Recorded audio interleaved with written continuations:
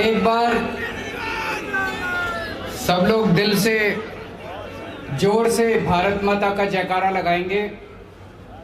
मुट्ठी बंद करेंगे, हाथ ऊपर करेंगे और दिल से बोलेंगे, भारत माता की, भारत माता की, इनकलाब, इनकलाब, वंदे वंदे।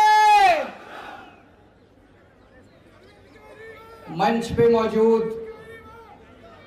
पंजाब के मुख्यमंत्री और मेरे छोटे भाई सरदार भगवंत मान जी, मंच पे मौजूद हमारी पार्टी की पॉलिटिकल अफेयर्स कमेटी के सभी सदस्यगण, आज यहां पे आए हुए सभी दिल्ली सरकार और पंजाब सरकार के सभी कैबिनेट मंत्री, पंजाब से आए हुए और दिल्ली के सभी एमएलए और सभी भाइयों बहनों माताओं बुजुर्गों बच्चों, आप सब लोगों को मेरा नमस्कार, सबको मेरा प्रणाम। दोस्तों, आज 3 महान हस्तियों का शहादत दिवस है। शहीद आजम भगत सिंह, सुखदेव, राजगुरु, उन लोगों ने आज सुप्रीम कुर्बानी दी थी हमारे देश को आजाद कराने के लिए। मैं सोच रहा था, सोच के देखो जरा, फांसी पे चढ़ना कितना मुश्किल होता होगा। एक छोटी सी चींटी अगर हमारे को काट जाए तो हमें दर्द होता है, फांसी पे चढ़ के अपनी जान दे देना कितनी बड़ी बात है, कितनी बड़ी बात है। उसके लिए अलग किस्म का जज्बा चाहिए। और जब वो लोग फांसी पे चढ़ रहे थे, उनके दिल में क्या विचार होंगे आप सोच के देखिए। उनके दिल में भारत का सपना था। 23 साल के 3 युवा, भारत का सपना था उनके दिल में कि एक दिन हमारा भारत आजाद होगा, एक दिन उस भारत के अंदर सबको अच्छी शिक्षा मिलेगी, हर किसान खुश होगा, मजदूर खुश होगा, सबको नौकरी मिलेगी, सबको रोजगार मिलेगा, सबको अच्छी स्वास्थ्य सेवाएं मिलेंगी, सबको बराबरी का अधिकार मिलेगा, सारे देश के अंदर प्यार और मोहब्बत होगी। दोस्तों, हमारे स्वतंत्रता सेनानियों ने, भगत सिंह ने, सुखदेव ने, राजगुरु ने, सुभाष चंद्र बोस ने, चंद्रशेखर आजाद ने, इन सब लोगों ने अंग्रेजों के टाइम पे अंग्रेजों के खिलाफ खूब पोस्टर चिपकाए थे, खूब पोस्टर चिपकाए थे। आज से 100 साल पहले अंग्रेजों ने भी पोस्टर चिपकाने के जुर्म में किसी को भी गिरफ्तार नहीं किया था। आज से 100 साल पहले भी अंग्रेजों ने किसी को पोस्टर चिपकाने के जुर्म में एफआईआर नहीं की थी। भगत सिंह ने सोचा भी नहीं था कि एक ऐसा भारत बनेगा आज से 100 साल के बाद, कि एक ऐसा प्रधानमंत्री आएगा कि पोस्टर चिपकाने के जुर्म में 138 एफआईआर हो जाएंगी। 138 एफआईआर। इस देश के अंदर किसी महिला के साथ कुछ गलत काम हो जाए तो एफआईआर दर्ज कराना नानी याद आ जाती है। इस देश के अंदर चोरी हो जाए, डकैती हो जाए, कोई छीना झपटी हो जाए, मारपीट हो जाए, मर्डर हो जाए तो एफआईआर नहीं होती। 24 घंटे के अंदर पोस्टर चिपकाने के जुर्म में 138 एफआईआर।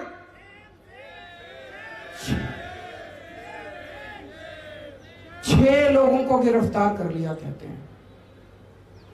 एक कोई प्रिंटर है और 6 लोग हैं जो बेचारे गरीब आदमी दीवारों पे पोस्टर चिपका रहे थे उनको। यार, ये चल क्या रहा है? प्रधानमंत्री जी की तबीयत ठीक है? मैं पूछना चाहता हूं, प्रधानमंत्री जी की तबीयत ठीक है? हमारे महान देश के इतने शक्तिशाली प्रधानमंत्री एक प्रिंटर और 6 गरीब आदमियों से भिड़े पड़े हैं परसों से। ये शोभा देता है हमको? इतने महान देश के शक्तिशाली प्रधानमंत्री एक प्रिंटर से भिड़े पड़े हैं परसों से। ये पोस्टर ही तो था, मोदी हटाओ देश बचाओ, लगा लिया, क्या फर्क पड़ गया? तबीयत ठीक है प्रधानमंत्री जी की?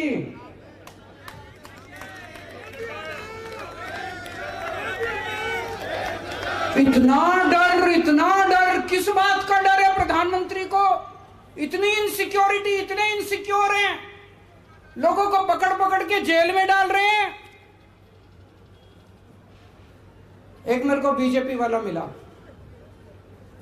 कहता है सर प्रधानमंत्री मोदी जी 18 घंटे काम करते हैं। मैंने कहा यार कैसे मैनेज करते हैं, सोते कब है? कहता जी 3 घंटे सोते हैं। मैंने कहा काम कैसे चलता है? 3 घंटे में तो किसी इंसान का काम नहीं चलता, 3 घंटे की नींद से तो 6 घंटे की नींद जो चाहिए होती है। मैंने कहा 3 घंटे की नींद से तो काम नहीं चलता। बोला जी उनको दैवी शक्ति मिली हुई है। मैंने कहा पगले ये दैवी शक्ति नहीं कहते, इसको नींद की बीमारी कहते हैं। प्रधानमंत्री जी को बोलो ठीक से सोया करें, नींद नहीं आती तो नींद की गोली ले लिया करें, किसी अच्छे डॉक्टर को दिखा लें। अगर प्रधानमंत्री जी ठीक से सोएंगे नहीं तो सारा दिन चिड़चिड़े रहते हैं। कभी उनको हंसते देखा है?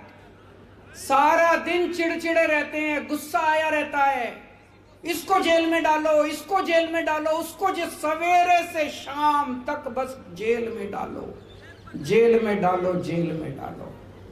तो मैं भगवान से प्रार्थना करता हूं कि प्रधानमंत्री जी स्वस्थ रहें। हमारे देश के प्रधानमंत्री स्वस्थ होंगे तभी देश तरक्की करेगा। आज इन्होंने, बीजेपी वालों ने मेरे खिलाफ भी बहुत पोस्टर लगा दिए पूरी दिल्ली में। मीडिया वाले आए, पता चला कोई पुलिस उनको, मेरी सारे पुलिस वालों से विनती है हाथ जोड़ के किसी को गिरफ्तार मत करना। जनता का हक है पोस्टर लगाना। केजरीवाल अच्छे काम करेगा तो जनता जय जयकार करेगी, केजरीवाल बुरे काम करेगा तो जनता पोस्टर भी लगाएगी मेरे खिलाफ। लगाए मेरे खिलाफ पोस्टर, मेरे को कोई आपत्ति नहीं है, कोई एफआईआर नहीं होगी, किसी को गिरफ्तार नहीं किया जाएगा।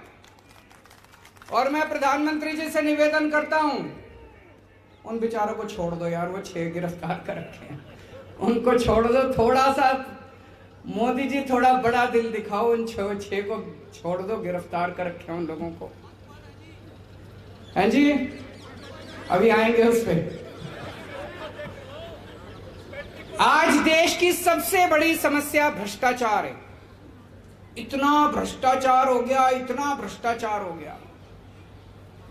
आज से 3-4 साल पहले लाल किले से खड़े होकर प्रधानमंत्री जी ने कहा था कि मैं भ्रष्टाचार के खिलाफ लड़ाई लड़ूंगा। जनता को बड़ा अच्छा लगा, जनता ने सुना, टीवी में देखा, प्रधानमंत्री जी कह रहे हैं मैं भ्रष्टाचार के खिलाफ लड़ाई लड़ूंगा। जनता को बड़ा अच्छा लगा। अगले ही दिन सोमवार को एक कांग्रेस का बड़ा नेता, उसके घर ईडी के छापे पड़े, उसके घर सीबीआई के छापे पड़े, खूब कैश मिला, खूब संपत्ति मिली, हिसाब बेहिसाब कैश मिला। मंगलवार को वो नेता जाके प्रधानमंत्री जी के चरणों में गिर गया, बोला प्रधानमंत्री जी मेरे को भाजपा ज्वाइन करनी है। बुधवार को उसने भाजपा ज्वाइन कर ली, बृहस्पतिवार को उसके सारे केस बंद कर दिए। तृणमूल कांग्रेस का एक बड़ा नेता, उसके घर ईडी के और सीबीआई के छापे पड़े, खूब कैश मिला, उसने बीजेपी ज्वाइन कर ली, उसके सारे केस बंद कर दिए। तो लोगों को लगने लगा यार ये प्रधानमंत्री तो झूठ बोल रहा है। कह रहे थे मैं भ्रष्टाचार के खिलाफ लड़ूंगा, ये कोई भ्रष्टाचार के खिलाफ लड़ रहे हैं। तो पूरे देश में एक राज्य के अंदर 8 एमएलए इन्होंने ईडी सीबीआई भेज के छापे मारे, उनको सारों को अपनी पार्टी में शामिल करा लिया। एक और राज्य के अंदर 20 एमएलए उन्होंने अपनी पार्टी में शामिल करा लिए। तो प्रधानमंत्री जी का मैसेज साफ है। मोदी जी कह रहे हैं मेरे को भ्रष्टाचार से परहेज नहीं है, करो भ्रष्टाचार, खूब भ्रष्टाचार करो, लेकिन मेरी पार्टी में आके करो, बाहर रह के नहीं करने दूंगा। दूसरी पार्टी में भ्रष्टाचार नहीं चलेगा, जो भ्रष्टाचार करना है मेरी पार्टी में आके भ्रष्टाचार करो। बीजेपी में जितना भ्रष्टाचार करो खुली छूट है, कोई ईडी नहीं, कोई सीबीआई नहीं, खुलेआम भ्रष्टाचार करो। ये भ्रष्टाचार से लड़ाई करेंगे। इनके एक नेता हैं कर्नाटक में, उनके घर पे रेड हो गई, पता नहीं कैसे हो गई, मेरे को तो यही नहीं समझ आ रहा वो पहुंच कैसे गए। उसके घर रेड में, उसे उम्मीद ही नहीं थी रेड होगी। 8 करोड़ रुपए कैश मिला, 8 करोड़ रुपए, 8 करोड़ कैश मिला। अगले दिन बेल हो गई, कोई गिरफ्तारी नहीं, कुछ नहीं। मनीष सिसोदिया के घर एक नया पैसा नहीं मिला। मनीष सिसोदिया के घर 3-3 बार रेड करी, एक नया पैसा नहीं मिला। बैंक लॉकर से पैसा नहीं मिला, उनके गांव में कुछ नहीं मिला। आज तक मनीष सिसोदिया की बेल नहीं हो रही। सतिंदर जैन के घर रेड करी, एक नया पैसा नहीं मिला। 3-3 बार रेड हुई, एक नया पैसा नहीं मिला। आज तक उसको बेल नहीं मिल रही। कह रहे हैं दिल्ली में शराब घोटाला हो गया, शराब घोटाला हो गया। अरे गुजरात के अंदर पता नहीं कितने लोग मर गए नकली शराब से, पता नहीं कितने 100 में। जब हम और भगवंत मान गए थे उसी टाइम शायद 150 लोग, 150 लोग मरे थे शराब से, नकली शराब से। पता नहीं, कह रहे वो शराब बंदी है, खुलेआम शराब बिक रही है, खुलेआम शराब बिक रही है। पूरी दुनिया में सबसे बड़ा शराब घोटाला अगर कहीं है तो गुजरात के अंदर है। कहते हैं 10 से 15 हजार करोड़ रुपए सालाना का शराब घोटाला है, उसके ऊपर कुछ नहीं होता। हैं जी, 10 से 15 हजार करोड़, 10 से 15 हजार करोड़ रुपए का शराब घोटाला है गुजरात के अंदर, वहां पे कुछ नहीं होता। तो वो उनके अपने जब शराब घोटाला करते हैं, उनके अपने जब चोरी करते हैं, भ्रष्टाचार करते हैं, उनके खिलाफ कुछ नहीं होता। अडानी के ऊपर इतने बड़े बड़े आरोप लगे भ्रष्टाचार के, इसके उसके, सरकार ने उसकी हिम्मत नहीं सरकार की एक इंक्वायरी तक नहीं करी। सुप्रीम कोर्ट ने कमेटी बिठाई है। सुप्रीम कोर्ट ने अगर कमेटी बिठाई है तो गड़बड़ तो है। सुप्रीम कोर्ट यूं ही तो कमेटी बिठा नहीं देता। सुप्रीम कोर्ट ने जांच कमेटी बिठाई है। प्रधानमंत्री ने सीबीआई और ईडी नहीं भेजी अडानी के घर में। तो मैसेज सारा साफ है पूरे देश को कि मेरे वाले जब जब घोटाला करेंगे उनके खिलाफ कोई एक्शन नहीं होगा। भ्रष्टाचार करना है तो बीजेपी में रह के भ्रष्टाचार करो, इसको भ्रष्टाचार की लड़ाई नहीं कहते। अभी मैं कर्नाटक में गया, कर्नाटक में वहां पे बीजेपी की सरकार है, उसको 40% कमीशन की सरकार कहते हैं। क्यों? हर ठेके में बताते हैं 40% लिए जाते हैं। पहली बार भारत के इतिहास में हुआ होगा कि वहां के सारे ठेकेदार इकट्ठे हो गए। ठेकेदारों की एसोसिएशन ने प्रधानमंत्री को चिट्ठी लिखी कि अब हमसे काम नहीं होता जी, 40% कमीशन देने के बाद कुछ नहीं बचता, आप कुछ करो। प्रधानमंत्री ने अपने मंत्रियों और अफसरों के खिलाफ नहीं करा, जो ठेकेदार एसोसिएशन का प्रेसिडेंट था उसको उठा के जेल में डाल दिया। एक व्हाट्सएप आया था, कहते हैं जी सारे देश में चुन चुन के मोदी जी ने भ्रष्टाचारियों को बीजेपी में इकट्ठा कर लिया और प्रधानमंत्री जी अब चोरों के सरदार हैं। अच्छा नहीं लगता जब कोई प्रधानमंत्री के बारे में ऐसा कहता है। हमारे देश के प्रधानमंत्री के बारे में जब लोग आपस में ऐसी चर्चा करते हैं, ये अच्छा नहीं लगता। दोस्तों, एक तरफ वो हैं और दूसरी तरफ आम आदमी पार्टी है। आम आदमी पार्टी में अगर हमारा अपना भी अगर भ्रष्टाचार करता है तो बख्शते नहीं है हम उसको। जब मेरी दिल्ली में सरकार बनी, दिल्ली में हमारा खाद्य मंत्री गड़बड़ करते हुए पकड़ा गया। अभी मीडिया को भी नहीं पता था, पुलिस किसी को नहीं पता था, विपक्ष को भी नहीं पता था।